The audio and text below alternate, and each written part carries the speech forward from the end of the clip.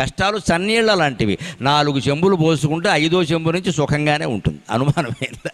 ఎంత చలికాలమైనా కానివ్వండి, అయ్యప్ప దీక్షల వాళ్ళు ఉంటారు, వాళ్ళు తెల్లారగట్ట 4 గంటలకు లేస్తారు, చన్నీళ్ళే స్నానం చేస్తారు, అందులో ఎవరు వేనీళ్ళు పోసుకోరు. ఎలా పోసుకుంటున్నారండి?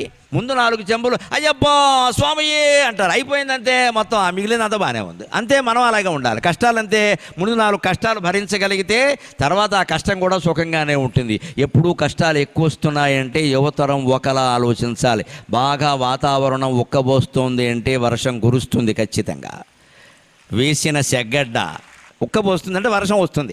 సెగ్గడ్డ ఇక్కడ వేసిన కురుపు బాగా సలుపుతోంది అంటే సంతోషించాలి, పగిలిపోతుంది అన్నమాట. అది బాగా ఉక్కబోస్తోంది అంటే వర్షం వస్తుంది. అంతేకాదు, వేడి నీళ్ళ కోసం అంటించిన కట్టెల పొయ్యి నుంచి బాగా పొగ వస్తుంది అంటే వెంటనే జ్వాల వస్తుంది ఖచ్చితంగా. అలాగే కష్టాలు నీ జీవితంలో కమ్మేయి అంటే భగవద్ అనుగ్రహం వర్షం రూపంలో కురవడానికి సిద్ధంగా ఉంది.